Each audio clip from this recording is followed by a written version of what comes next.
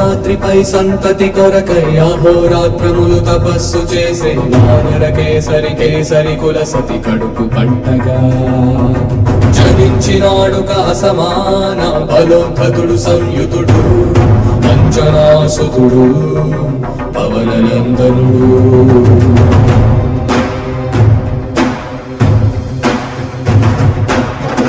కిరణముల ఉదయాత్మి గని అది పండిన తీయని పంటను తొలి సూర్యమండలము పట్టి తినాలని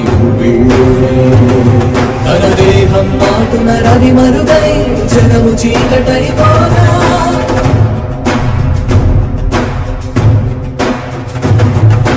అది అమరేంద్రుడు గమనించి తన ఐరావతం అధిరోహించి ఆంజనేయుని సమీపించి తన వజ్రాయుధమును విసరగా అది పవననందనుని హనువుని తాకా చిందిన రక్త బిందువే విద్యుద్వేగంతో భరణి స్థలి వంద కడలిలో చచ్చి వంద కడలి అట్టడుగున గల శ్రీరంగ శుద్ధి గర్భము చేరియట.